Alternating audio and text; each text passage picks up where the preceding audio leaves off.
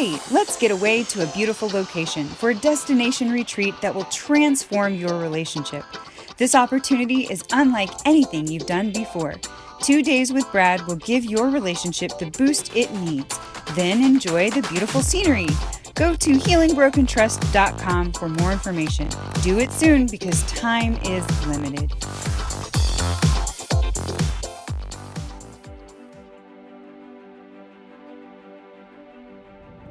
You're not a failure. Your spouse isn't a failure. Your approach is failing you. The strategy you're using is failing. And so you may have been to therapists, you may have gone to counseling, you may have done different things on your own to try to heal, but it's really the strategy or the approach that you're taking. That's what's failing you.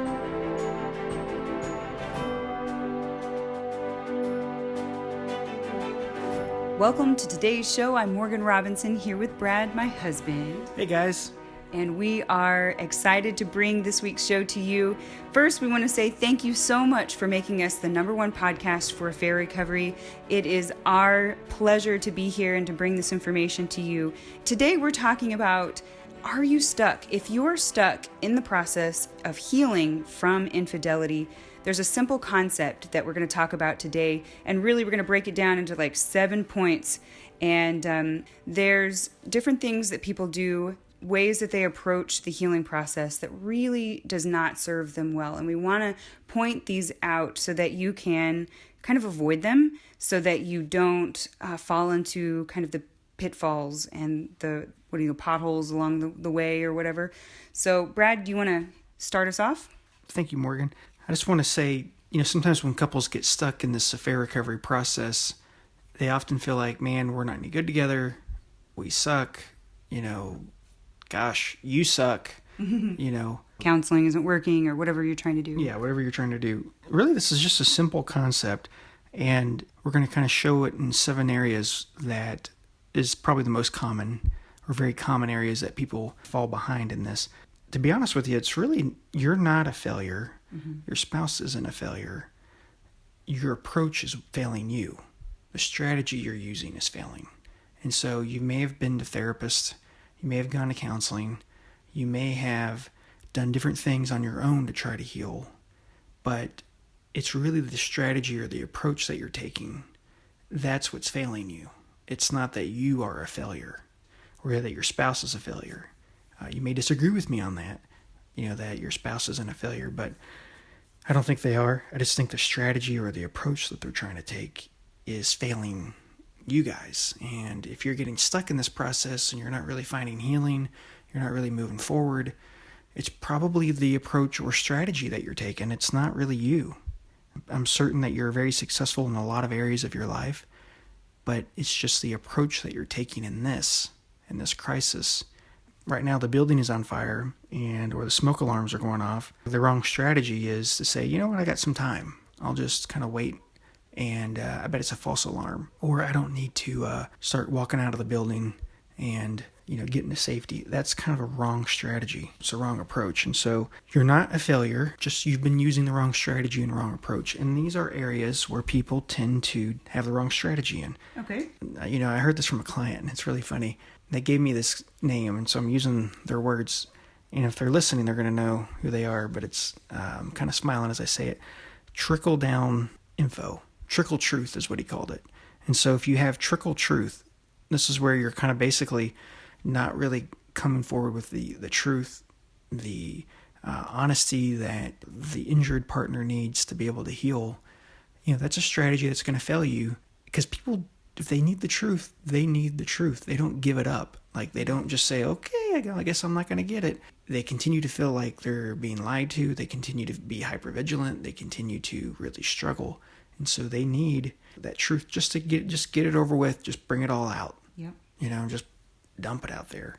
And then you can kind of get on with more of the healing journey and really the main parts of the healing journey. Because the truth part is a big component, but it's not probably even the main component, Morgan, to be honest with you. It's a part of it, but it's almost like playing the game of Monopoly. It's part of the game that allows you to pass go, and you get $200 every time you pass go. But that's not how you win Monopoly. It's not who passes go more. There's other strategies that help you win Monopoly. And part of the affair recovery process is you do need the truth, though. Don't get me wrong. Like, if your spouse needs the truth, if they feel like, that they're not getting the full story from you, they're going to need that to be able to let it go and heal, because they need to see you as trustworthy. But there's so much more to the healing process than just that stage. So that's kind of one area where people take the wrong approach. Absolutely. So if you think that just withholding parts of the information is actually going to help your relationship, we've talked about this before. It's not. It's not going to do what you think it will. It's not going to help. Yeah, it's always been a crash and burn scenario. Always. Always. Absolutely. Okay, so let's go on to the second point. I hear this often when I talk to people over the phone. They assume that their partner needs to go fix themselves, or they need to go learn why they did it before, they can join them in counseling. So they're saying, hey, you go fix yourself. You go visit the marriage counselor by yourself, or you go to individual therapy, and maybe I'll join you later, because you need to figure out why you did it. You need to figure out, what's wrong with you, or whatever their thought process is, before I'll come with you. And that's really just a false strategy. It's not a strategy that helps. It's not a strategy that actually really gets you answers. And one thing I tell people, and this is very true, let's say your spouse, and yes, there are situations where they do need individual therapy. I'm not saying that, but I'm saying, like, if they go to therapy, if they go see the marriage counselor by themselves to understand why they did it, and they figure out why they did it, it doesn't fix the communication problems in the relationship. And it doesn't help them come back to you and explain to you why they did it, because number one, you're still traumatized. And Morgan, part of it is many times people will have an affair because they felt rejected first or unwanted first. And this is barring cases of sex addiction where somebody felt, unwanted first or undesired by their spouse. Mm-hmm. They got caught in a negative cycle. The answer they came up with, maybe like, I wasn't happy with you. You hurt me. Most of the time, you're really going to be benefited by working with an expert to help you work through the affair recovery process. And so there might be limited circumstances where it's a good idea to go figure it out on your own and go get individual treatment. But really, both of you need to be getting help in your marriage. Right. So really, before you self-diagnose, because I think that's the biggest thing, you self-diagnose and you think, well, this is my answer. This is what our problem really is. You need to let the professional do that first. Let them know what you think is going on so that they can get a really good full picture of both sides, so that they can say, yeah, that's the case, or no, let's do this. So make sure you don't self-diagnose and assume that somebody needs to go by themselves first, because that's really going to shoot you in the foot. Okay, you ready for the third one? The third one we have here is really minimizing your partner's feelings, thinking that they should be able just to stuff what they've experienced and be able to just, so both of you can go on your merry way and be happy with each other. You've got to stuff this pain and trauma that I caused you so that I can be happy again. That's pretty selfish. Yeah, and I don't think that people always consciously do that, but they'll do it in certain ways, and I'm sure you'll kind of explain. Yeah, people feel like, hey, stuff this, bottle this, I hurt you in this way. I'm stuffing my pain so we can be together. That's the strategy that's destined to fail, because what's not happening there, you're not taking on your spouse's emotional needs. Your spouse is not seeing you as a safe person who cares about them and their pain. They're just seeing, like, hurry the heck up. Let's get this process over with. Let's enjoy life. I'm tired of trying to answer your questions. I'm tired of you getting triggered. I'm tired of you asking about the affair partner. Let's just go on. An approach that really fails is minimizing your partner's feelings. Downplaying them. Downplaying it. And you really have to take on their emotional needs. You got to work to be a safe person for each other. And that goes both ways. But you really got to work to be safe for each other emotionally. So Morgan, that leads us to the next one.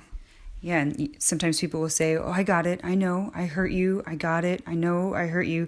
But that's really still that minimizing and downplaying. So anyways, let's go on to number 4. Time will heal all wounds. The strategy that really just doesn't work. Time will not heal the wounds. It might minimize some of the trauma for a time, but it's not going to make the trauma go away. And we find a lot of people, they're just not able to be vulnerable with each other anymore. They're not able to let each other in because there's this lack of trust that's always going to be there if you don't deal with it. Do you have anything Yeah, what I would add to that is time doesn't heal squat. What really helps people heal is really being able to heal in each other's arms. And so just thinking like, we're going to drop this, we're going to bury it, and we're going to go on. Usually what happens when people take the time heals all wounds approach is numbness sets in and emotional distance sets in, and people really get to a point of feeling, I might be better off just kind of on my own. It's, they hurt me in this really dreadful way. It's not the one who had the affair who thinks about leaving. It's the one who got betrayed, because it's like, this is it. This is like the makeup. This is like the honeymoon. This is how things are going to be. I'm over here traumatized and you don't care. Right. And so time doesn't heal all wounds. Usually the people who have that strategy are people who are not getting help, who are not seeing, getting expert help. They're the ones who will adopt that strategy of, hey, time heals all wounds. We don't need counseling. Let's just do it on our own. We'll be okay. It's going to be hard in 6 months, but, we'll make it. And that's kind of the same group of people that will minimize. Yeah, they'll do that as well. Ready for the next one? Yeah.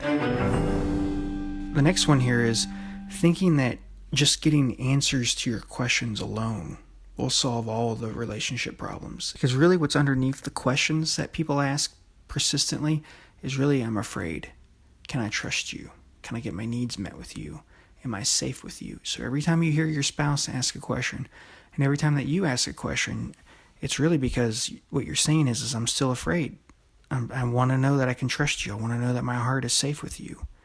And, sometimes our head says this is scary, but our heart still loves our spouse. And so we want them with us. We want them close by. Sometimes we think that we have to always get it logically. Sometimes if we approach it in a black or white way, like, obviously infidelity is always wrong, in my book. Like, I don't think there's ever really a circumstance where infidelity is right. If there is, I would be shocked if there's actually a circumstance where it's okay to cheat or have an affair. I don't think there is. But when people have an affair and go through that, it's not a black and white thought process for them. It's actually very gray. And so to try to think that you can understand it through logic alone or understanding alone, you can't. But it does, obviously getting the story and details helps, but that alone will not help you heal. That'll just say, at least you're trying and you're trustworthy and I can understand you and you're more predictable. But people sometimes get stuck in this loop of, I need these questions answered, and that alone doesn't always heal. Right. There is a point, though, because I need to be careful, there's a point where that's really needed in the healing journey. But there becomes a point where that's not really going to ever help somebody heal. Right. So answering why is not going to be the end all be all. It's not going to be the thing. Important. It's important, but it's not going to be the only thing that causes you to somehow love your spouse again, trust your spouse again, fully open up to your spouse again. It's not going to be the only thing that leads to complete healing. No. Let's move on to number 6.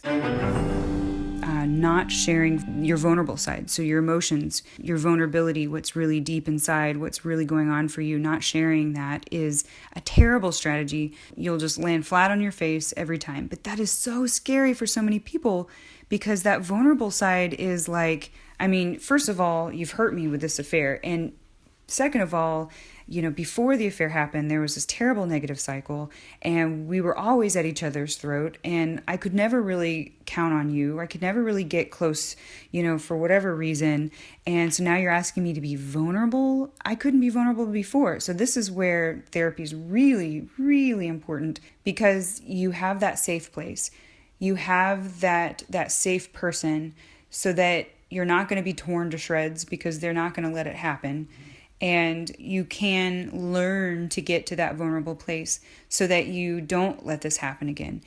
Because that's really answering why, understanding all the detailed questions. That's very important, but it's not going to be the thing that allows that vulnerability to just magically appear. It's the professional who knows how to help you get there. That's where you're going to start really healing and being able to then get close to your spouse again and have those bonding events that we've talked about in previous episodes. So, Brad, do you want to add to that? Yeah, all I would add to that, Morgan, is really that approach of encountering the vulnerable side, sharing your vulnerable side, sharing your deep primary emotion, sharing the sadness and the hurt and the fear, and letting your spouse see that part of you, in these conversations. When they encounter that, they encounter somebody who's safe. They encounter somebody that, maybe they don't believe always or trust as far as they can throw them, but they're a tad more believable. They're a tad more, safe. And so that vulnerability is really the key to healing. And most people, I would say, and I say most, I really think probably almost everybody really struggles to do that because of these negative cycles that people get caught into. Like, these negative cycles are just really they're intense. Well, they're intense, but it's the pattern we had before the affair. And if it's not addressed, we're going to be healing with the pattern that we had before we had the affair. So ready for the next one? Yeah. This is a big one, Morgan. It's thinking that you can do it on your own. Nobody in their right mind who gets diagnosed with cancer is going to think, hey, I can do this on my own. They're going to think, hey, this is a crisis. My life is falling apart. I'm just going to go do this on my own. I'm just going to take supplements. I'm going to take supplements, eat fruit. I'm going to just go vegan and that's going to cure my cancer. Not too many people have that that's the wrong strategy. That's the wrong approach. Steve Jobs. Yeah, well, the wrong approach is really just thinking you can do it on your own. And part of that is not being in intensive therapy. If you are working through, the healing process and you're only doing like an hour a week of counseling, that's not really an effective approach. I really discourage it. Sometimes I have that happen for financial reasons, but where people want to do once a week. Do once a week for an hour. And once a week for an hour, and then it's like, they don't come in every week, and then they get escalated, and it's like, sorry guys, it's kind of, you're dealing with some major stuff here, and you have to follow the process. Yeah. But a big part of this is just thinking the financial cost outweigh any benefit of getting help for your marriage. It's like, man, this is going to be way more expensive than any benefit that we're going to get out of it. Really, you need to think about, when is the right time to get marriage counseling? If it's not now, then when? Is it when the kids are older and, you've been healing with the same pattern that you have now when they leave the house and there's numbness and the one who, got betrayed is like, screw this, I'm done. When is the right time? If it's not now, then when? If this isn't a time to get marriage counseling and to go see an expert and to get help, I don't know what is. Right. If you broke your arm and you see a bone protruding out of your arm through the flesh, that's a good time to go to the emergency room. Mm-hmm. That's not a time to go kind of do it on your own and patch things up. Exactly. That's one of the biggest mistakes people make. As many couples as I see who've experienced infidelity, there are so many others that never go talk to anybody, never go get help, or if they do, it's kind of one and done. It's just one session. They're not getting the help. They're not looking at resources. Obviously, you guys are the exception to that. You're listening to this podcast, and you're learning, and you're growing, and many of you guys have inquired about working with us for retreats. That's an option that we have for you guys. We would love to work with you personally, but you can't hold on to that kind of false belief. Yeah, exactly. So if you'd like to learn more about how you can work with us, you can go to healingbrokentrust.com. That's healingbrokentrust.com. We have resources there for you, and you can set up your retreat. You're also welcome to call our office, and the phone number is there on the website as well. You're also able to do a coaching call as well. That's right. So if you would like to learn more about it, you can talk to our office, or you can schedule a coaching call and learn more about how you can take advantage of the retreat. So, all right, guys, have a great week. Thank you. Bye-bye. Well, have you booked your retreat yet? Make sure to go to healingbrokentrust.com for more information and call 918-281-6060 to book your retreat today. We hope you enjoyed this episode of Healing Broken Trust podcast. As always, this information is for education and entertainment purposes only.